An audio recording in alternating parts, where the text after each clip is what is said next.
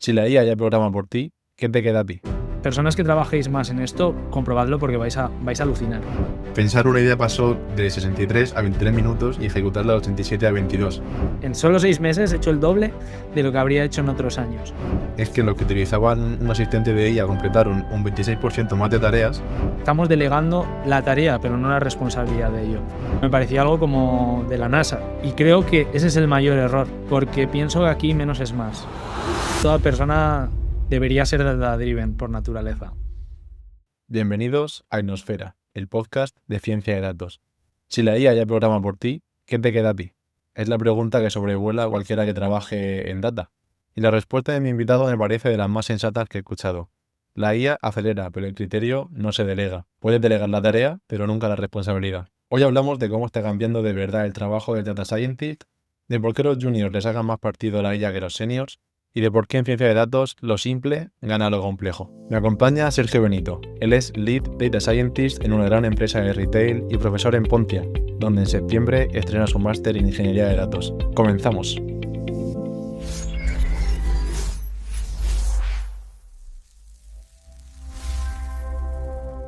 Comienza ya la temporada de verano, va haciendo más calor y por eso he traído una conversación distendida sobre ciencia de datos, que suele ser un tema muy habitual, y a ciencia de datos, con una persona que tiene una trayectoria en data muy interesante, tiene muchísima experiencia liderando equipos con esa mezcla entre lo técnico, las personas.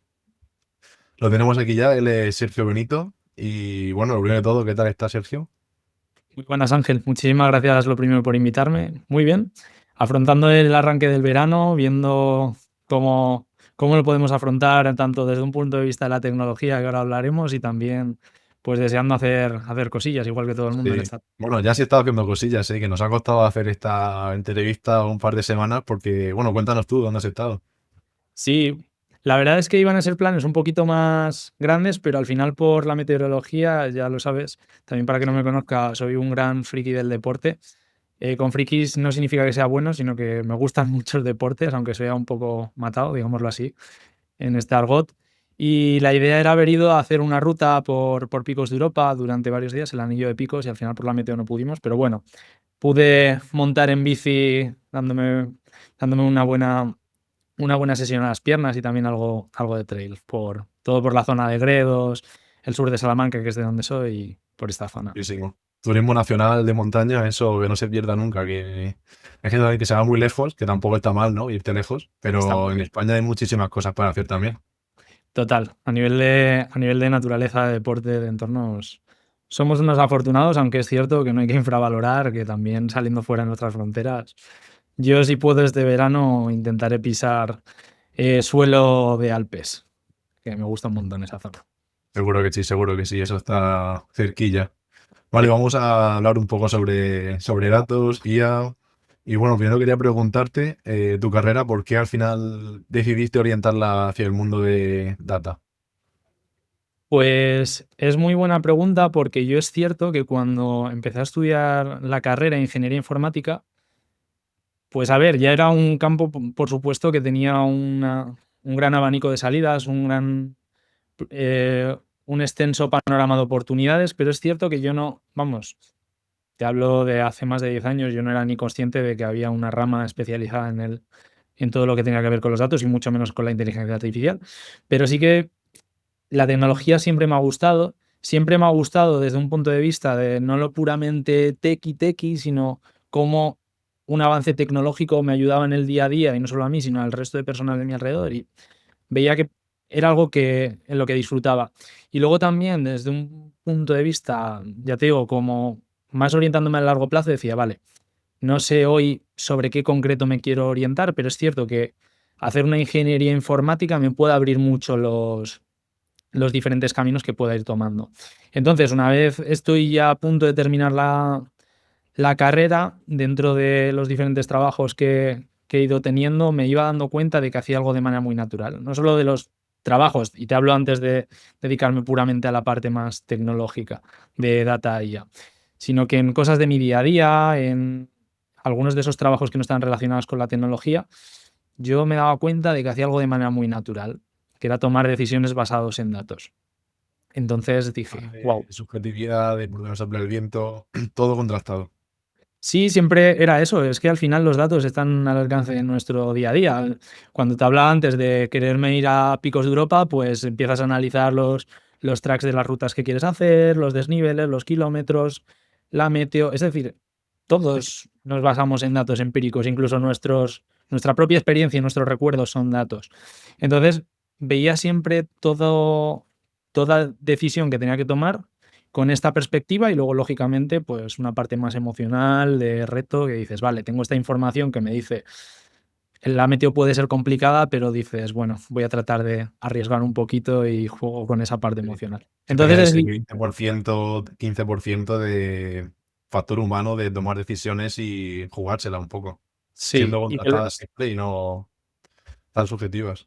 y que al final los datos, a día de hoy, hay cosas que no son capaces de explicar como tal. Es decir, la sensación que tú tienes cuando te calzas unas zapatillas con una altura, sin hablar en términos técnicos de drop ni cosas así, con una altura a otras, unas zapatillas de fútbol sala, unas de correr y corres con cada una, esa sensación, quizás a ciertos niveles sí somos capaces de trasladarla a datos, pero hasta donde yo conozco no es factible, es una persona humana quien tiene que decidir qué calzado ponerse porque sabe las sensaciones que es. Entonces, esa parte humana para mí es primordial y creo que lo hablaremos más adelante durante la charla, pero tienen que estar en consonancia. Entonces, como yo veía que era algo que lo hacía de manera natural, ya por aquellas se empezaba a hablar de un término que a día de hoy ya creo que es arqueológico, el Big Data.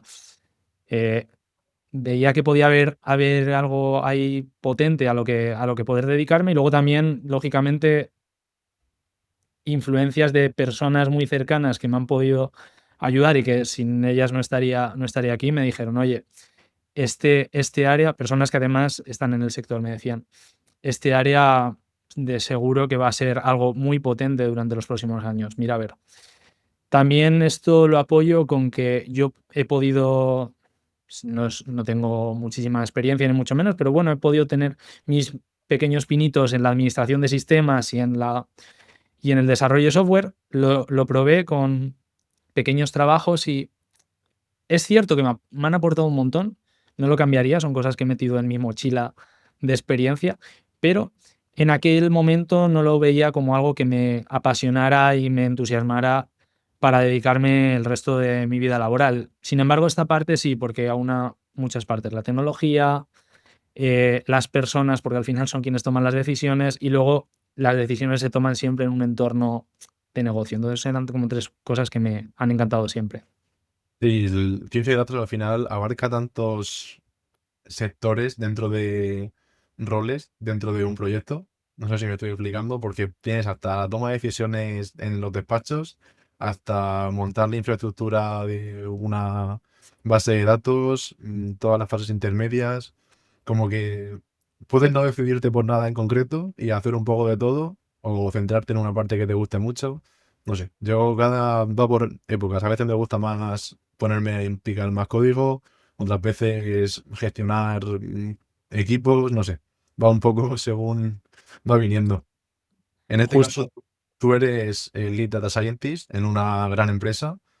¿Cómo, cómo es el día a día, digamos, de un Lead Data Scientist? Para quien no tenga conocimiento de este puesto, ¿qué le podríamos decir? Sí, al final, antes de entrar un poco en esto, que también lo mencionabas, las funciones o los roles, en este mundo de los datos y la IA al menos, y en el sector tecnológico en particular, son como a veces muy heterogéneos, en el sentido de que en una empresa se definen de una manera, en otra de otra. Yo hablando un poco por lo que yo he vivido y también por lo que digo, por supuesto, y también un poco como yo lo veo con las diferentes experiencias que me cuentan unos amigos y otros, yo considero que este tipo de puestos en los que ejerce sobre todo un liderazgo mayoritariamente técnico, van en relación a tienes que ayudar a que otras personas tengan una guía, un mapa claro en el que poder trabajar, desarrollarse y conseguir aquello que tienen que asegurar y sobre lo que tienen que trabajar. Entonces, Por un lado está en establecer ciertas guías, ciertos marcos en los cuales tienen que trabajar acerca de la tecnología, metodologías que necesitan utilizar. Oye, tienes que utilizar este lenguaje de programación, tienes que utilizar este tipo de bases de datos, tienes que, cuando hagas este tipo de análisis, utiliza esta secuencia de métodos, etc. Garantiza este tipo de filtros, porque al final de esa manera vas a ayudar a que todo el trabajo se uniformice entre las diferentes personas que están trabajando, ya sea dentro del mismo proyecto o bien en varios. Y luego también hay una parte que va en relación a poder ir un poco a la vanguardia. Hay cosas que a lo mejor en el día a día esas personas que están trabajando contigo en diferentes proyectos están como más focalizadas. Al final vas a ser una persona con más bagaje, es decir, llevas más tiempo haciendo esto, vas a tener como muchas más cosas en la mochila, como te ponía antes el ejemplo. Entonces, también tienes más músculo. El tener más músculo te hace enfrentarte a retos más grandes. Deberías ser la persona garante que explora, esa persona que puede a lo mejor visualizar ciertas oportunidades que a día de hoy están pasando inadvertidas, para poder decir al equipo, oye, quizás ahí tenemos una oportunidad, vayamos hacia ella. Y también de esta manera, cuando encuentras oportunidades que a veces eran recónditas, van a ser también más complejas. Entonces, eso también conlleva en una parte, en cierto modo, también de liderazgo, de decir, oye, vamos hacia allá, allí tenemos una oportunidad. Es cierto que tiene estos desafíos de por medio, pero los podemos sortear de esta manera, de esta. Entonces también tienes un papel en el que otras personas, si ejerces un buen liderazgo, te van a seguir. Y para que te sigan tienen que confiar en ti y en que el criterio que propones, porque desde mi punto de vista hay que proponerlo y hay que hacer que el resto del equipo esté de acuerdo en ir hacia allá, pues te sigan y se enfrenten contigo a esos pequeños desafíos que te hagan lograr que esa oportunidad sea un éxito. Lo O veo como, un éxito, un aprendizaje. sí, yo lo veo como traductores dentro de una empresa, porque al final aquí hablamos de mundo empresarial. Una empresa tiene un objetivo y este objetivo debe traducirse a gente que trabaje para conseguirlo. En este caso, un lead data scientist tiene que ese objetivo visualizarlo y plantear el camino en términos técnicos de qué se tiene que hacer, si pues implementaría, pues, si con programación natural, más tradicional, digamos, se puede solucionar, qué tipo de algoritmos utilizar. Yo lo veo como un traductor de negocio a ordenar y coordinar equipos, porque al final lo que se quiere siempre es beneficio para la empresa o solucionar problemas, alcanzar objetivos. ¿Cómo lo ves tú? Total, considero que la persona que juega el rol de lead data scientist, data engineer, por supuesto, pero no le quito esa responsabilidad a las personas que a lo mejor no tienen la etiqueta, que al final es una etiqueta de lead, sino que personas, cuanto más seniority vas teniendo, desde mi punto de vista, tienes que ir asumiendo y ganando más responsabilidad en tener los oídos y el radar activo para decir, oye, ahí puede haber una oportunidad. Ser capaz y tener eso también dependerá de la cultura de la empresa, tener la osadía y la libertad de decir, oye, desde mi punto de vista, ahí tenemos una oportunidad y desde negocio me están comentando esto. Lo traduzco en como tú decías, Ángel, en esta metodología, en esta forma de abordarlo, porque podemos resolver un problema que es duro para la empresa. Luego, lógicamente, tendrá que haber una priorización. Pero, por supuesto, es algo del lead, pero a medida que ganas seniority, tienes que ser capaz de hacerlo, porque a día de hoy, cada vez más, el reto está en esta parte. Creo que a medida que pasa el tiempo, gracias a todos estas nuevas integrantes que tenemos en los equipos con copilots y a nuestra disposición, la carga en la parte de lo que es el desarrollo va a reducirse drásticamente. Entonces, ¿dónde puede aportar la persona? En lo que decía antes, el calzarte la zapatilla y saber cuál es la buena, saber traducir esas sensaciones que podemos hablar entre humanos a cómo queremos que se implementen. Ahora me gustaría comentar un concepto que creo que en todos los episodios que llevamos, este es el 23, aún no había salido, y me parece raro porque, bueno, quizá haya salido y no lo esté abordando, pero bueno, digamos que no ha salido, que es el A/B testing. Eh, He visto que es algo con lo que tú trabajas habitualmente. Entonces me gustaría saber, primero definirlo, porque aunque es archiconocido, pero bueno, quizá haya alguien que aún se le pueda escapar. ¿Y por qué le das tanta importancia? Y bueno, ahora cuando termine me gustaría saber un poco cómo ha sido la conversación en torno a este término en los 23 episodios, si no me equivoco, que llevas, Ángel. Creo que no ha salido, creo que todavía No ha no lo hemos salido. comentado. Creo que todavía Vale, no habíamos comentado el A/B testing, o sea que por eso hay que definirlo primero. vale. Pues el A/B testing es una metodología con esta nomenclatura, con este nombre, se le conoce sobre todo más dentro de las empresas más digitales o del mundo e-commerce, marketing, etcétera, que lo que trata de explicar es una metodología que no es novedosa, no es nueva. Esto viene de la ciencia, de las medicinas, que se llaman pruebas de control aleatoria, randomized control trials, donde el objetivo es que si tú quieres determinar una causa-efecto, me explico, me lo voy a llevar a la raíz, al origen del problema. Queremos proponer un medicamento para una población enferma. Lo que vamos a hacer es dividir esa población enferma de manera aleatoria en dos grupos que aleatoriamente podemos considerar que son idénticos el uno del otro. Para lo que queremos determinar es que si queremos proponer un nuevo medicamento para sanar a esta población, le demos a un grupo de test el nuevo medicamento que queremos probar y en el caso del grupo de control, o bien no tomarán nada o bien tomarán un placebo para no sentir que son diferentes. De tal manera que esperaremos un tiempo a ver cómo es la recuperación de estas personas y mediremos si realmente hay una mayor recuperación en el grupo de test y por tanto podremos asumir que hay una causa entre yo tomo el medicamento, me recupero antes. Si me lo llevo a lo que es el A/B test como tal, es un término sobre todo del e-commerce, del marketing, como comentaba antes, y cómo se aplica al final es, tenemos una página web, por ejemplo, un e-commerce, y dentro de ese e-commerce tenemos un botón para hacer el add to cart, el añadir al carrito. La hipótesis puede ser de, si ponemos este botón en rojo que sea más llamativo, en vez de tenerlo en un color grisáceo, va a hacer que las personas añadan más veces al carrito. Entonces lo que haremos será coger todo nuestro tráfico, todas las sesiones que vienen a nuestra página web, la dividiremos aleatoriamente, dividiremos aleatoriamente el flujo de tráfico en dos grupos, 50%, 50%, y a uno de los grupos le mostraremos el botón en rojo y al resto, al grupo de control, se lo mostraremos en el color que ya está, en gris. Cuando pase un tiempo que determinaremos haciendo un buen diseño de todo este experimento, de este A/B test, lo que tendremos que hacer será comparar los dos grupos, que como hemos asumido que son idénticos estas dos muestras, hemos trasladado nuestra población de tráfico en dos muestras, comprobaremos si hay un mayor número de add to carts en el grupo de test frente al de control y podemos asumir que si eso sucede, desde un punto de vista estadístico, que habría que entrar muy profundamente ahí, Sí.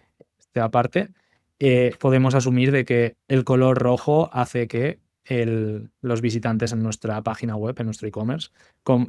añadan más al carrito. En este caso parece muy obvio, ¿no? Que en este ejemplo concreto que has puesto, lo normal es que cuanto más rojo y llamativo sea el botón de añadir al carrito, más probabilidad habrá. Pero claro, los A/B test que vosotros hacéis, imagino que no son con cosas tan obvias, por eso hacéis los test. Quizás se prueben cosas que no podemos prejuzgar que va a funcionar mejor. Totalmente. Al final, lo más obvio puede ser, sobre todo ahora que el comercio electrónico es ya parte de nuestro día a día, puede ser cambiando cosas del layout, del diseño, de los componentes, de cómo es la experiencia y el journey del usuario a través de los diferentes pasos del e-commerce, pero hay muchos más. Es decir, si, por ejemplo, un supermercado podría hacer trabajo con los propios precios para tratar de optimizarlos. Oye, a veces en momentos como los que vivimos, oye, ¿puedo hacer que el producto X, las botellas, la fruta, sean más baratas, haciéndolas más accesibles con el objetivo de no perder en ventas? Si tengo una cadena de supermercados muy, muy grande, puedo hacer también un A/B test físico, que sería un geoexperimento en el que cojo la mitad de mis supermercados, bajo el precio al que considero que puede ser rentable y que además abarato más estos productos. En los otros supermercados de mi muestra de control lo mantengo y espero a que pasen esos días y valoro si realmente la bajada de precio genera una elasticidad, genera que el cliente, pues oye, detecte que hay una bajada, pueda comprar esa fruta de manera más accesible y además mi negocio sigue siendo rentable, que también es algo fundamental. Tengo nóminas que pagar. Entonces, Sí. es un ejemplo, pero hay muchísimos. En el marketing, a mí es un ámbito que me encanta y hay multitud de oportunidades. Sí, yo creo que aunque haya mucho avance de la IA, nuevas tecnologías, cosas tan básicas como esta, yo creo que no van a desaparecer nunca. Al final, probar, experimentar, validar, es algo que va a estar ahí siempre, queramos o no. Justo, al final no va a cambiar porque, de hecho, todo esto al final incluso no viene solo de cuando hemos empezado a construir, a crear medicamentos como sociedad, sino que se basa en el famoso método científico griego, de veo, observo, hago una hipótesis, pruebo, analizo los resultados y vuelvo a mi círculo. Entonces, esto no va a cambiar, es una metodología de medición de una causa-efecto. Lo que puede cambiar, y por supuesto yo creo que además es súper necesario, es que la manera de hacerlo cada vez sea más sencilla, sea mucho más ágil para que te permita probar más rápido, te permita probar en más lugares a la vez y que puedas avanzar e ir mucho más ágilmente en todo este proceso, que no es tan sencillo como tú decías antes. De acuerdo. Quiero entrar un poco en el mundo empresarial ya y cómo está el sector data irrumpiendo o qué efectos ha tenido ya en empresas que ya están incorporando en sus procesos, pues, ciencia de datos, por decirlo de forma general. Por tu experiencia, ¿cómo es complicado dar un diagnóstico a nivel general, nacional, por ejemplo, de España, digamos, de cómo está la IA o el data integrado en las empresas? Hay muchos estudios y depende mucho del sector que miremos, de la ciudad incluso, pero por lo que tú has tenido contacto, también tienes la parte docente y ahí también has tocado muchos sectores, imagino. Por lo que tú has tenido contacto, ¿cómo lo definirías ahora mismo que está la ciencia de datos integrada en las empresas por España? Porque es lo que conocemos más. Lo que es la ciencia de datos, yo creo que todavía hay mucho campo y que aún está por explotar. Me explico. Sobre todo en empresas grandes es algo ya relativamente común.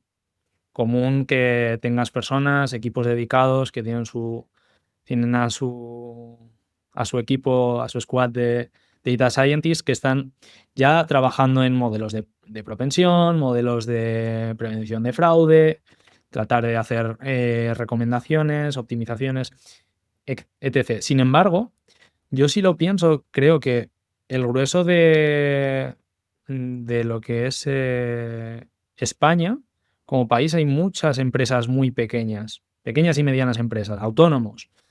Ahí hay una oportunidad, no para que llegue una empresa y lógicamente les ofrezca sus servicios, que desde luego, sino que estas pymes, estos autónomos, creo que tienen una oportunidad de, si entienden un poco todo este mundo, que se puedan rodear o bien de alguien que tengan cercano o bien que se puedan formar en todo ello, porque lo conozco por el caso de un amigo, le hacía el sistema de gestión a un herbolario y me contaba, dice, ostras, Sergio, tío, la cantidad de información que generan solo con las propias transacciones. Y decía, ostras, digo, es que ahí es algo que les podría ser muy útil empezar a entender cómo compran sus clientes de manera masiva, las famosas reglas de asociación. Hacer un algoritmo, usar un modelo a priori para poder entender cómo se comportan los tickets, porque sí, igual la persona que está vendiendo siempre en ese herbolario porque es suyo, más o menos lo sabe, pero si echa la vista atrás, hay tickets que no se va a acordar, no va a saber cuáles son los productos que más se asocian. Es algo súper tonto y que se puede trabajar. Y ese herbolario trabaja con una caja registradora que solo tica esta infusión, este producto va con este y poco más. Imagínate la cantidad de áreas, de tipos de trabajo, de autónomos, de pymes que hay en este país. Yo creo que hay un campo de oportunidad enorme. Y luego, por supuesto, en las grandes empresas, de ir más profundamente, porque lo hablaremos un poco más en adelante. Algo que estoy viendo es, hay una erupción por tratar de trabajar la IA agéntica, construir agentes, y es súper necesario. Sin embargo, mucha parte de lo que van a ofrecer esos agentes para una cadena de supermercados, una empresa de banca, etcétera, pues a lo mejor es un forecast. Al final, quien puede construir ese forecast va a ser un modelo basado en series temporales, etcétera. Entonces, hacer convivir ambas cosas va a ser fundamental en las grandes empresas que están mucho más avanzadas que las pymes. Son dos mundos totalmente diferentes. Parece que están en otra dimensión totalmente. En relación a lo que decías de la pequeña y mediana empresa, un factor a tener en cuenta para querer implantar todo el tema de analítica de negocio, entender mejor el dato, es el tema del traspaso generacional. Porque se está viendo ya, bueno, históricamente siempre se ha visto que la generación que fundaba una empresa lo hacía genial, funcionaba, y conforme iba pasando de generación en generación, la empresa iba a peor, hasta que al final pues quebraba o se tiene que vender. Eso es súper habitual en España con empresas pequeñas y medianas, pero yo creo que ahora con la oportunidad de poder plasmar en inteligencia de negocio digital, digamos, por llamarlo de alguna manera, este conocimiento para que la siguiente generación pues no tenga la necesidad de estar haciendo esa transferencia de conocimiento de forma tan exhaustiva, sino que tenga una especie como de manual o de histórico con el que seguir funcionando igual que estaba funcionando, o incluso mejor. Pero yo creo que en ese sentido es uno de los argumentos más a favor para esta empresa de mediana pequeña que no sabe por dónde empezar, qué hacer, decirle, si esto quieres que siga de aquí cuando tú no estés, vamos a hacer algo más porque si no, la siguiente generación no lo va a saber gestionar. Justo. Al final, esto también va a ayudar a que incluso procesos que pueden ser muy complejos, bueno, no complejos, sino muy laboriosos, manuales, que a lo mejor estas empresas están teniendo, si tratan de integrar este tipo de tecnologías, un poquito de data science, una perspectiva más data engineering para poder organizar la información que tienen, incluso usar asistentes basados en inteligencia artificial, pueden avanzar un montón y reducir la carga operativa que pueden tener. Y ya te Yo he digo, visto empresas muy orgullosas de tener un RP perfectamente montado, con datos muy bien almacenados, un CRM también con muchísimos datos y decir, vale, pero ¿para qué estás utilizando esto? Y decir, nada, está ahí guardado y mira cuántos datos tenemos. Y orgullosas de eso y como, bueno, venga, vamos a seguir trabajando a partir de aquí. y al final el dato, yo creo que fue un poco por la irrupción que tuvo el Big Data hace ya años, fue porque las empresas empezaron a ser conscientes de que el dato en sí también es un activo de la empresa si lo sabes utilizar. Y encima es un activo infinito. Infinito en el sentido que no es como un billete de 100 euros, que tú lo tienes como parte de tu budget y dices, vale, lo puedo invertir en marketing, en contratar a una persona. No, tú tienes un dato que lo puedes utilizar en tantos casos de uso como quieras y te va a ayudar a generar un montón de valor y de conseguir aquello que quieres. Estamos divagando mucho, yo creo que la gente necesita escuchar cómo empezar a ser una empresa data driven, cuáles serían los principios básicos que debería empezar a adoptar una empresa que quiera empezar a transformarse digitalmente, o ya sea una empresa o quizá podemos bajarlo a un autónomo, incluso cosas más pequeñitas. ¿Por dónde se debería empezar? ¿Qué hay que tener en cuenta? Vale, es muy buen punto. Lo primero que te diría es perder el miedo. Es decir, perder el miedo y tomar perspectiva y tomar una dosis de humildad. Lo digo porque la primera parte para ser data driven no es construir el mejor ERP, como tú decías, y tener unos datos maravillosos, sino está en decir, los datos a veces van a destrozar las convicciones que yo tenía. Yo a veces pensaba que en mi herbolario salía muchas veces el té matcha con, no sé, con el té negro, y resulta que ha sido porque justo los ratos en los que yo estaba trabajando venían padres y madres que acababan de dejar a los niños en el colegio y por la tarde, que es cuando más ventas tengo, salen otras cosas. Te van a destrozar tus convicciones en la mayor parte de las veces. pero si eres capaz de tener la humildad de asumirlo y de entenderlos, vas a poder avanzar un montón. Y lo siguiente viene establecer una buena infraestructura tecnológica. Cuando estoy diciendo esto no es montar una catedral, un arco de iglesia, no. Lo que hace falta es tener orden, tener claro un poco qué es lo que necesitas. Pues oye, si tengo una caja registradora, pues voy a tratar de tener los productos muy bien referenciados, voy a tratar de tener muy bien establecidos los precios, cada vez que cambio un precio que esté correctamente, y eso se vaya guardando. ¿En qué? En un sistema que me permita consultarlo, que me permita explotarlo posteriormente. Eso lleva reducido muy a la simpleza, pero claro, no es tan simple. En este caso te tienes que acompañar. Desde mi punto de vista, hacer esto solo se puede, por supuesto. No hay límites, pero si te ayudas de alguien o un equipo, una empresa que te sepa ayudar y a conducirlo y a orientarlo, va a ser clave. Entonces te diría que es un poco estos 3 principios.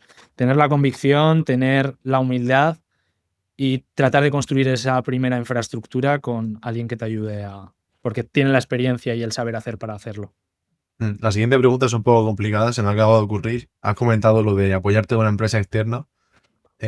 ¿A partir de qué punto crees que sería conveniente apoyarte de una empresa externa o empezar a montar tú ya internamente tu propio departamento de data? Buah, es una gran pregunta. La cosa está que Está correcta, realmente. sí, es muy buena. Va a depender, al final depende de muchos factores. Sobre todo, yo creo que va a ir en la visión que tú tengas como empresa. Si dentro de tu empresa, del corazón, del aporte de valor que tú tienes en tu visión, tienes una parte en la que los datos sean un activo fundamental de tu empresa, yo trataría de invertir en tener un equipo internalizado. Con un equipo me refiero, a lo mejor tienes que tener una persona que sea muy consciente y sea garante de esta parte, pero si va a jugar un papel súper estratégico, tenga una persona en interno y que luego, lógicamente, esa persona en interno pues se pueda rodear a lo mejor de contrataciones externas, de ayuda de otras empresas que le ayuden para sacar X cosas, pero sí que alguien de dentro tiene que tener ese área de responsabilidad. Y eso es el paso natural al final de una empresa que quiere realmente ser data driven, necesita internamente desarrollar, porque al final te da una agilidad que una empresa externa no te permite a la hora de desarrollar, de cualquier incidencia. Yo creo que es lo más natural, pero hay algunas que siguen dependiendo aún mucho de externalizar este tipo de cosas. Y yo creo que con el tiempo, cada vez más y más, va a estar todo esto de forma interna. Sí. Es más, no, discrepo un pelín con lo que has dicho. Si una empresa quiere ser data driven, desde mi punto de vista, toda empresa tiene que ser data driven, toda persona debe ser data driven, porque en definitiva lo somos. Tenemos que ser un poco conscientes de esto y que cuando vayamos a tomar decisiones no solo nos basemos en nuestras convicciones, en nuestros datos, de nuestros recuerdos, memorias, sino que también nos apoyemos en esa información externa que consultemos, que te pida, oye Ángel, ¿qué piensas de esto? Que te apoyes en una persona que tengas al lado para que te dé feedback. Esto es fundamental. Entonces, desde mi punto de vista, no hay cuestionamiento. Toda persona debería ser data driven por naturaleza. Hemos hablado de lo que hacer y qué hay de lo que no hacer. Errores que hayas podido ver en tu etapa como formador de científico de datos, errores que puedan cometer empresas a la hora de integrar ciencia de datos. Es muy buena pregunta porque al final la ciencia de datos, sobre todo cuando yo empezaba, me parecía que era algo, y no le quito complejidad, pero me parecía algo como de la NASA. Entonces, al que te parece algo de la NASA, lo que yo sentía cuando estaba formándome es digo, "Buah, yo tengo que ser una persona casi de la NASA", en el sentido de que hacer cosas súper complejas, súper difíciles. Y creo que ese es el mayor error, porque pienso que aquí menos es más. Muchas veces lo que uno de mis aprendizajes va en que cuanto antes puedas proponer algo, y a veces Y bueno, a veces no. Y si es más sencillo, es mejor.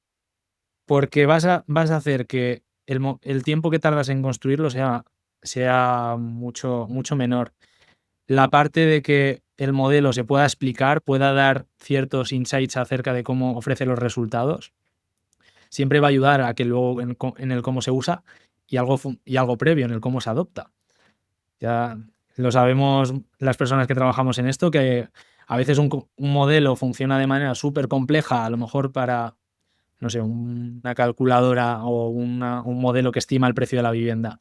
Oye, ¿cómo me está dando este precio de la vivienda si yo la quiero ofrecer a través de mi portal? ¿Cómo lo calcula? Pues es una red neuronal que es muy complejo de explicar. Pues entonces, tanto al comprador como al vendedor igual no le da la suficiente confianza como para querer usarlo. Entonces, si trabajamos con un mindset de menos es más, de voy a ir de lo sencillo a lo complejo, no empiezo trabajando con la red neuronal ultra compleja, con datos mega rebuscados, no, vamos a tratar de ir de poco en poco, iterativamente. Para mí ha sido uno de los aprendizajes clave, porque ya te digo, yo cuando empecé en esto imaginaba que lo que tenía que hacer eran cosas inentendibles y al contrario. Cuanto más entendibles, mejor van a funcionar porque antes Para eran... todos. Sí, Y, solo un comentario. Dime. y menos coste tendrá, porque Sí. muchas veces modelos más complejos, el entrenamiento sabemos que va a requerir más tiempo, va a tener un coste de computación mucho más alto. Mejor para todos, como tú dices. Sí, y solo un comentario respecto a lo que decías de ese modelo que nadie entiende y todos utilizan. Me ha hecho gracia porque ahora mismo todo el mundo utiliza cualquier IA, ChatGPT, Claude. Nadie sabe cómo funcionan por debajo y allí estamos utilizándolo, metiéndole datos, a ver qué nos saca. Tomamos decisiones en base a lo que nos saca y no sabemos ni cómo funciona ni por qué. O sea, me ha hecho gracia la comparativa. Entiendo que son dos cosas diferentes, pero a lo que te referías, pero me ha hecho gracia. Pero es verdad, porque yo creo, al final, la irrupción que tuvo ChatGPT en 2022, si no me equivoco, en noviembre, por estas fechas que fue cuando se lanzó, Mm. lo hicieron muy bien porque lo lanzaban a través de una herramienta que era súper simple, súper transparente para el usuario, era un chat. Era casi como un WhatsApp contigo mismo, con una IA, por supuesto, con alguien que te responde y siempre te responde en un lenguaje que tú entiendes. Entonces, yo creo que ha generado tal confianza que es que, por supuesto, es que la adopción es súper transparente.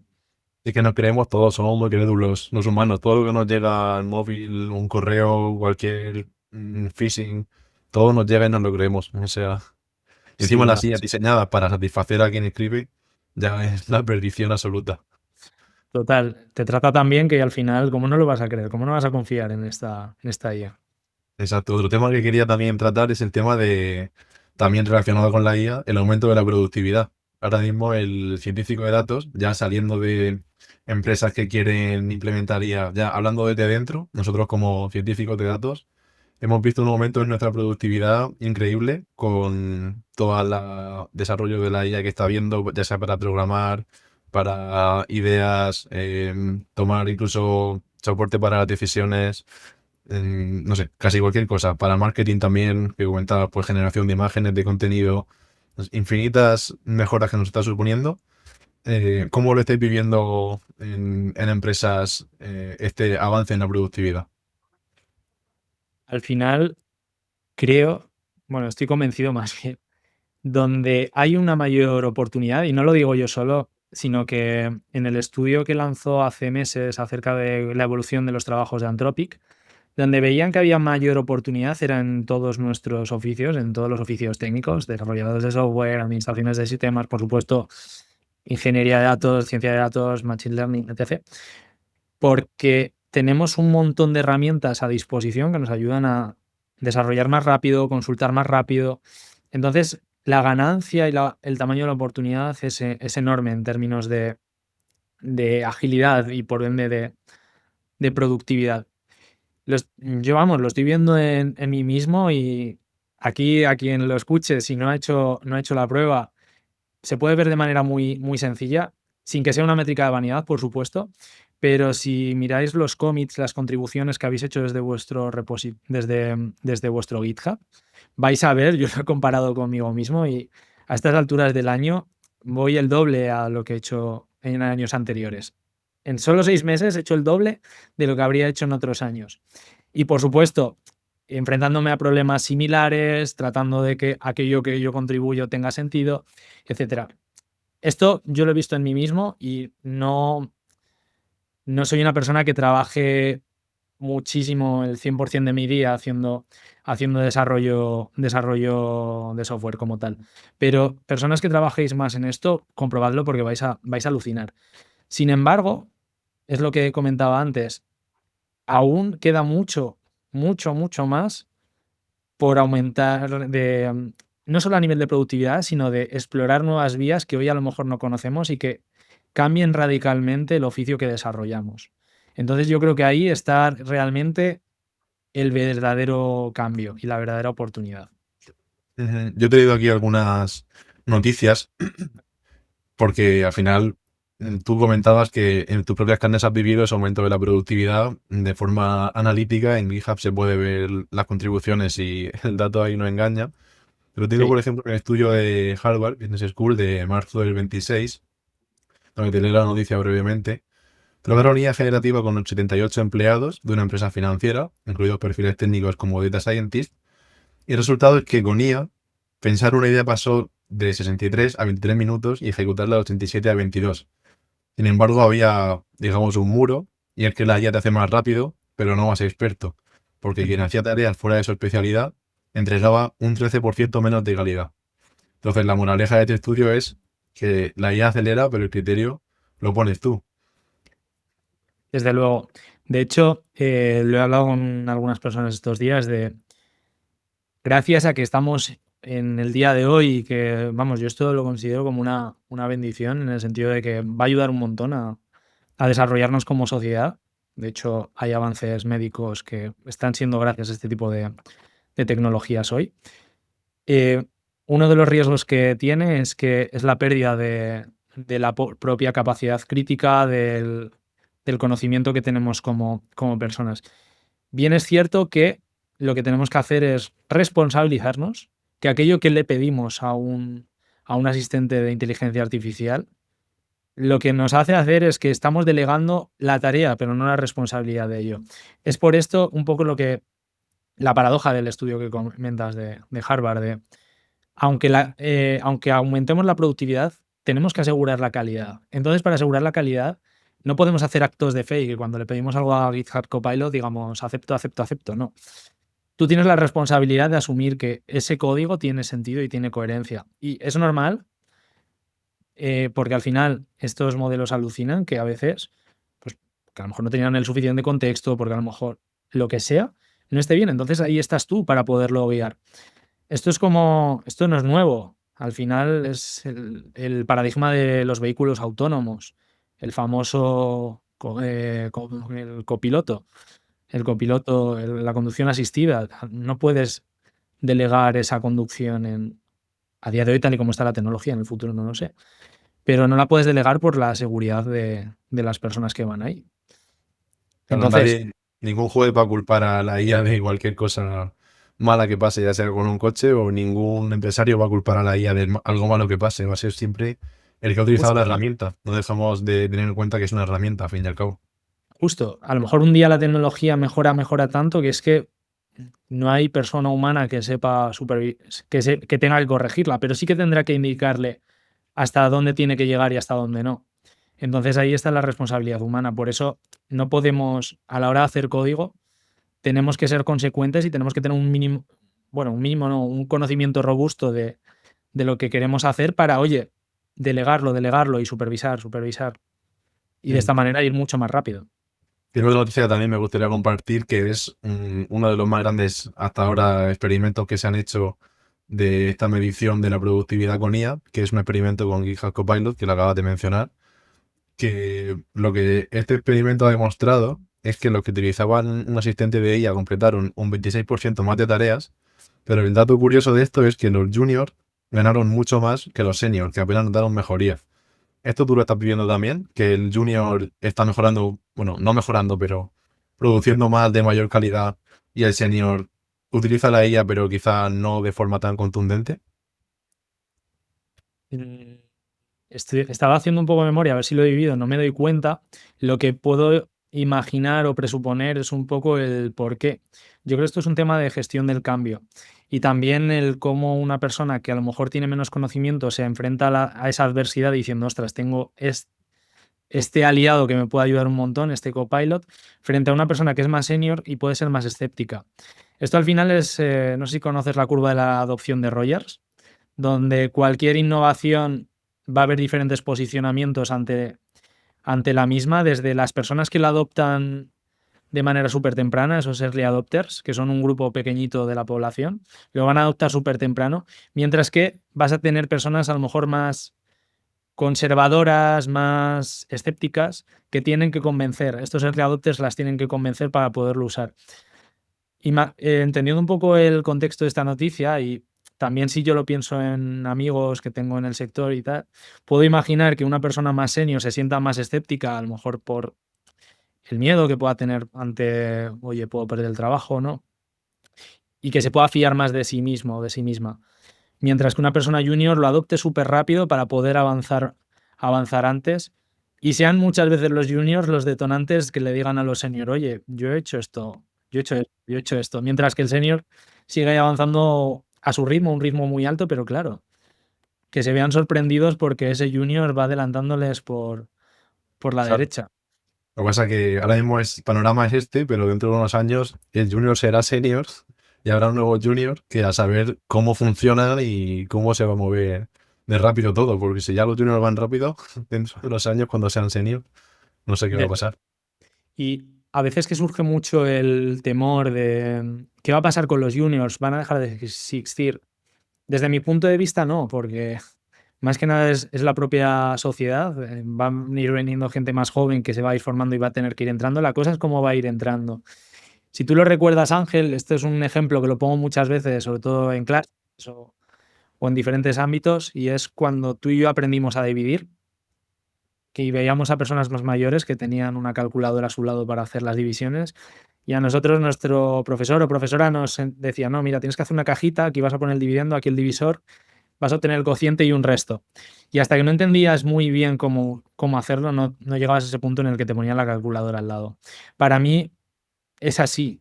Tenemos que ayudar a los juniors a que sean buenos profesionales, que entiendan los fundamentos, que sepan cómo se trabaja, pero ya sepan que desde el minuto uno en el que van a empezar a trabajar van a tener la calculadora al lado y van a poder ser mucho más productivos de lo que éramos tú y yo cuando éramos juniors. Van a ir mucho más rápido, pero enseñemos a usarles muy bien esa calculadora, enseñémosles que son responsables de aquello que hacen y que tienen que saber los fundamentos para poder guiar a esa calculadora. ¿Tú eres partidario de, en la formación, ya sea más etapas más iniciales de colegio, instituto, tanto como ya en un grado universitario, utilizar la IA sin ningún tipo de restricción? ¿O tú pondrías algún tipo de, quizá en primaria y en la ESO todavía no dejaría, o con ciertos límites? Sí. A esos ámbitos de la educación, no soy pedagogo y me cuesta porque no tengo tampoco personas muy cercanas en esas edades, entonces me cuesta verlo hoy. Sí que te digo que yo ahora tengo la oportunidad voy a dirigir un máster en ingeniería de datos y para mí ha sido un must incluir una pequeña asignatura al final del máster que sea desarrollo asistido con IA. Y esto generaba controversia al principio cuando trataba de posicionarlo, pero estamos proponiendo una Sí, sí. formación para que personas que quieren ser ingenieros de datos salgan al mercado. ¿Cómo no les vamos a explicar la herramienta fundamental que van a tener al lado? Es que por, por responsabilidad con estas personas, ¿no? Si yo te quiero preparar para que seas una, un gran profesional hoy, necesito que utilices el stack que vas a tener. Oye, te va a permitir desarrollar más rápido, por supuesto, pero yo no te lo voy a explicar hasta que no te explique cómo se programa. Entonces, Eso ha sonado. considero que Dime, eso ha dime, sonado. dime. Considero que al final en cualquier ámbito educativo es necesario ya de poner este tipo de tecnologías. Ahora bien, no sé la forma, no sé cómo es la forma, es lo que te digo, no soy pedagogo, pero no se puede poner puertas al campo. Esto es una realidad hoy. Por supuesto, hay que conducirlo y enseñarlo cómo. A esos ámbitos yo no sé cómo se puede hacer.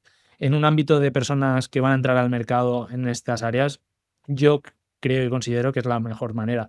Enseñarlas desde el principio, no estigmatizarlas y explicar de la mejor forma en la que se hacen. Ahora bien, mi rol como profesor, como director de un máster va a cambiar. Ya, ¿cómo puedo pedir que me hagan una práctica sabiendo que me arriesgo a que el alumno la delegue completamente en la IA? Pues tengo que cambiar mi forma de trabajar, por supuesto.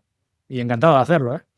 Sí, decía que tu asignatura de vibe coding me sonaba a un episodio de Inosfera, el 18, que la gente puede visitar, hacerlo más, lo de recomendar episodios dentro de otro, el 18 con Nicolas Grenier, que hablamos de vibe coding, para ese, gente interesada, porque esto ya es un mundo aparte del tema del vibe coding, meteros ahí, lo tenéis también, que hablamos sobre cómo crear con IA mientras vas en el metro. Y lo de este máster, vamos a movernos ya a esa parte docente tuya que tienes. Primero contarnos un poco de dónde surge este perfil de Sergio docente, si es que ha venido siempre, si es reciente y qué es lo que te gusta enseñar. Sí, la verdad es que también ha sido algo natural porque siempre lo he hecho. Siempre lo he hecho cuando estaba en el colegio, en el instituto. Siempre he tratado de enseñarle a personas de mi alrededor aquello en lo que yo sabía y esas personas no. Siempre me ha gustado transmitir. Y cuando he ido entrando más en el mundo profesional, lo he ido viviendo y al final se me ha ido formalizando. Las personas que me han acompañado como jefes, digámoslo así, me han dado esa cancha, me han dicho, oye, ¿por qué no formas a estas personas? ¿Por qué no les ayudas? Entonces, me han ayudado a revalidar algo que yo de manera natural he hecho y con lo que he disfrutado. Entonces, ya cuando llevaba varios años en el mundo de la data y de la IA, dentro de mi trabajo he propuesto programas de reskilling, de upskilling para personas que tenían mucho menor conocimiento técnico para ayudarles a subir esas competencias, lo que luego me ayudó también a avanzar hacia el rol que desempeño hoy. Pero en paralelo, eh, hace año y medio aproximadamente me dieron la oportunidad de participar en un máster como docente, en un máster de inteligencia artificial, el máster de inteligencia artificial de Pontia, de la escuela Pontia. Y era mi primera andadura oficial en todo esto. La asignatura que he impartido y que sigo impartiendo es la de Machine Learning y Deep Learning, el corazón de la ciencia de datos. Entonces, es algo que me ha gustado mucho y que también es un gran reto porque Un campo muy explicarlo amplio, es un campo súper amplio. Puedes saltarte cualquier cosa nueva cualquier día y hay que adaptarse continuamente. es muy amplio y luego tiene una complejidad adicional que parte de el background que las personas, los alumnos tengan. Me explico, una persona que no haya tocado la estadística muy recientemente y aunque venga, por ejemplo, del mundo del desarrollo, aunque ha hecho su carrera, trabaja en el mundo de la programación, sabe programar, le va a sonar algo súper extraño, súper lo que hablábamos antes, de un universo paralelo. Entonces, ayudar a esas personas a reducir el gap era bastante complejo, a la vez que apasionante y enriquecedor cuando decías, estas personas no conocían nada de esto, les sonaba a un mundo paralelo, a Matrix, y ahora saben hacerlo. Y lo hacen mejor que yo cuando me formé. Entonces eso ya es como chapó. Y hace unos meses, por iniciativa propia, soy bastante culo inquieto, no paro, y de siempre he visto que una de las profesiones que son más importantes en este área, o al menos labores, es la parte de ingeniería de datos. Tú y yo como data scientist no podemos hacer un modelo si no tenemos datos. Lo que hablábamos antes de esa pyme, ¿no? Entonces, esta parte de ingeniería de datos, que es además una parte que está en el iceberg, pero en la parte del iceberg que no se ve, no he visto muchas formaciones específicas acerca de ella y me parece súper importante. Y hay muchas personas y hay mucha demanda de empleo acerca de ello. Hay muchas personas que se quieren dedicar a ello y no hay una formación específica. Entonces fue mi idea de, oye, ¿por qué no sacamos una formación de esto al mercado? Y Estamos justo en ello. En septiembre Sí. arranca la primera edición. Pues te felicito por esa proactividad para montar eso. De eso al final hablábamos al principio de creo que aquí puede haber una oportunidad, vamos a por ella. ¿Cómo se plantea un máster de ingeniería de datos hoy en día? Porque está tan movido todo que puede ser un poco complicado plasmarlo en un curso académico de 1 año o 9 meses. ¿Qué es lo que has tenido más en cuenta a la hora de montarlo? Sí, uno de los puntos en cuenta ha sido no solo basarme en mi experiencia, en mis datos, como decía antes, sino enriquecer mis datos y pedir feedback y cuestionar mis convicciones con personas que tengo alrededor, ya sea de mi trabajo, colegas del sector, etc. Oye, tú como ingeniera o como ingeniero de datos, si volvieras atrás, pero tuvieras las tecnologías que tienes hoy, ¿consideras que sería necesario para ti hacer una formación específica? Ostras, pues sí, lo veo interesante. ¿Qué harías? Esto, lo otro. He tratado de hacer un poquito de research, ¿no? Un poquito de research y yo, es cierto, no te lo voy a negar, yo aquí tenía una convicción súper fuerte y la sigo teniendo de que es necesario. Entonces yo ya lo tenía bastante claro. También tengo muy claro que el rol de ingeniería de datos es no el rol, el oficio es muy diverso según la empresa, porque hay en empresas que solo trabajan la pura parte de los ETLs para ayudar a equipos de analítica a generar dashboards. Hay en otras que trabajan también esa parte puesta a disposición de los datos para modelos que van a trabajar data scientists. Y luego hay otras dos patas que me parecen muy fuertes, que son la parte de la arquitectura cloud, la arquitectura que va a soportar todos esos procesos, todos esos flujos que van a tener que ser diseñados para poder recopilar los datos, ponerlos a disposición, etcétera. Y luego una parte que surge en el tándem de la relación entre la ciencia de datos con la ingeniería, que es el despliegue. Hay en empresas que no es factible tener el rol de el ML Engineer, entonces esa parte de trabajar en el despliegue es fundamental. Entonces, para mí ha sido esa parte de aunar el research con identificar estas tres áreas que para mí son los componentes que vamos a tratar en el máster, identificar cuáles son las tecnologías que están a la vanguardia hoy de cada una de ellas. Pongo un ejemplo. Yo si ahora diseñara un máster de Data Science, aunque yo al menos me formé con R, no sé tú cuál fue el lenguaje que utilizaste, y No sé que es fue muy R. no utilizaría R. Pues lo mismo, pero con cada una de las asignaturas. Por supuesto es Python, el lenguaje a ver.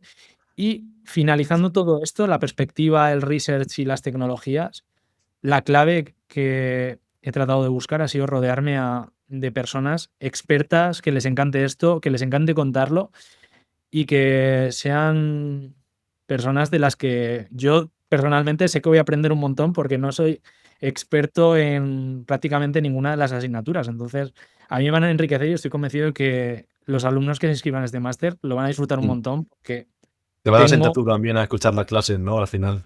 sí, no te lo niego. Voy a estar ahí escuchando porque, vamos, en el equipo que hay detrás de este máster tengo una confianza plena y estoy súper orgulloso. Y por supuesto de las personas que no lo imparten pero que dan soporte para ello. El soporte que tenemos por detrás de toda la escuela es impresionante y Ya por curiosidad, ¿a quién va dirigido este máster? ¿Cualquiera puede entrar o hace falta un background?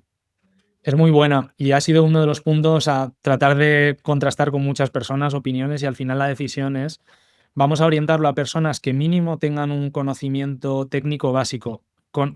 Conocimiento técnico básico se basa en sé programar un poquito, desde saber qué son operadores, funciones, condicionales, bucles, en un lenguaje, no me importa cuál sea. Luego es cierto que vamos a tratarlo con Python. Hay un pequeño precurso por si no trabajas con Python que te familiarices. Y luego ya, una vez entras en el máster, empezarás ya a tocar terminal, programación que hemos ya denominado avanzada por la programación orientada a objetos, gestión de entornos, etc. ¿Por qué? Porque al final el contenido del máster es muy potente a nivel técnico. Entonces, el pedir estos requerimientos mínimos van a ayudar a que las personas al menos puedan saber a qué se enfrentan. Esto es importante. Entonces, la audiencia sobre la cual lo orientamos son personas que quieran entrar a roles de ingeniería de datos en un nivel junior o intermedio. No me importa si has aprendido a programar con YouTube, si lo has hecho porque vienes del desarrollo de software, si lo has aprendido de otra manera, no me importa. Lo que me importa es que por tu satisfacción y por tus posibilidades de éxito, es que sepas a lo que te vas a enfrentar. Por responsabilidad contigo. Es la ¿Y idea. hay algún enlace o algo para poner aquí abajo en la descripción para...? Sí, Te ¿no? lo- Vale, pues luego me lo pasas y lo pongo por aquí. Joder, Y además muchas con el código Nosfera tenéis un 50% de descuento en el máster. Bienvenidos todos. gracias. No, No es lo broma. sabía. Es broma, es broma. Pero vamos, seguro que merece muchísimo la pena esta formación. Y para terminar, me gustaría hacer una preguntilla también en el área de la formación, pero es más relacionada con la formación continua, que Sí. es dentro ya un científico de datos que ya está trabajando, tiene sus tareas, sus años de experiencia, hay que seguir formándose, sea como sea, porque el mundo avanza. ¿Cómo podemos hacer para seguir formándonos y seguir estando a la, ya no te digo a la última, pero sí no quedarnos obsoletos? Totalmente, y te diría que no solo la ciencia de datos, esto no quiero que suene Sí. filosófico, pero creo que cada persona debería tratar de aprender cada día. Es una convicción que tengo. En el mundo de la ciencia de datos, yo al menos un método que me ha funcionado siempre es estar suscrito a algunas newsletters. No me patrocinan, pero es cierto que a mí ha sido la que me ha ayudado por excelencia a estar aquí hoy. Es Medium. Yo pago mi suscripción mensual y semanalmente, porque no la tengo todos los días, recibo mi newsletter y trato de leerla. Es decir, al menos los grandes titulares y de aquellos artículos que me interesan, profundizo. Entonces, esto, además, hoy una de las ventajas que hay es que con el asistente con el que trabajes de IA, te puedes construir un research de un agente que te haga research de diferentes fuentes y te lo ofrezca todas las semanas. Yo esto lo he hecho alguna vez y la verdad es que me ha sido útil, pero el de Medium lo sigo conservando porque Sí. me parece que el contenido es muy... Es de muy buena calidad. Luego, cosas que yo creo que siguen funcionando y van a seguir, que es el contacto humano para eso. Asistir a eventos, tratar de estar conectado con personas que sepan más que tú, de una u otra manera. Hoy lo que estamos haciendo, yo estoy aprendiendo algunas cositas contigo que antes no conocía y gracias a ello me llevo para casa. LinkedIn a mí me ayuda también bastante porque a día de hoy también es cierto que hay que filtrar mucho, pero me da contexto de qué hablan otras personas, en qué trabajan, etc. Entonces, yo creo que Sí. siguen siendo estas componentes y luego, por supuesto, proponiendo a tu asistente de IA que te ofrezca cierta información, que te ayude a entender a lo mejor un paper que antes era súper difícil de entender. Vamos, lo habrás vivido igual que yo. A veces cierta información de un modelo la tenías en un paper que era súper difícil. A día de hoy es mucho más fácil. Y una herramienta que me parece muy útil de la suite de Google, NotebookLM, yo ya lo Eso estoy lo integrando. recomiendan mucho, ¿eh? Soy también usuario y mucha gente que le pregunto, porque al final suelo terminar con recursos y recomendaciones. Muchísima gente dice Notebook LM, ¿eh? Eso es muy... Se nota el alcance que ha tenido la herramienta. Lo han hecho muy bien. Entonces, te puedes construir tu propio podcast para poder escuchar el paper de una forma más amena mientras estás corriendo en la cinta, por ejemplo. Y lo veo bastante, bastante útil. Y luego también, por supuesto, contenido de podcast, de este tipo de contenido me parece. Hombre, Inosfera es... Hay que decir Inosfera siempre al final, hay que decir escuchar Inosfera, si no, si Sí, no, no se porque mire.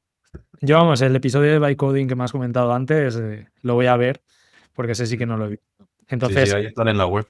clave. Ahora en la web tenemos también un asistente que tú le preguntas allá abajo, quiero ver un episodio sobre tal tema y te va a recomendar los episodios que te interesen. O sea que no hay excusa para elegir uno. Cada vez hay más episodios. Totalmente. Y súper enriquecedor además. Vale, pues genial. Yo dejaré por aquí debajo en la descripción tanto los enlaces a las noticias que hemos comentado como LinkedIn de Sergio, del máster que empieza en septiembre por si aún alguien se quiere apuntar y cualquier cosa que se me esté escapando. Muchas gracias, Sergio, por participar en este proyecto de divulgación. Y te seguiremos la pista por LinkedIn. Un placer, Ángel. Por supuesto, si tengo la oportunidad de poder hablar sobre otro tema otro día, estaré encantado, lo he disfrutado un montón.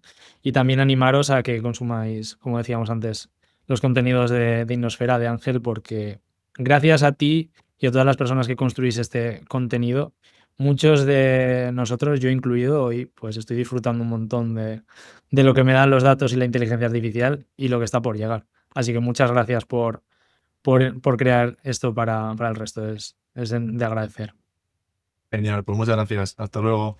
Hasta luego. Puedes escuchar los episodios de Innosfera en YouTube, iVoox y Spotify. Encontrarás todo el contenido en nuestra web, innosferapodcast.com.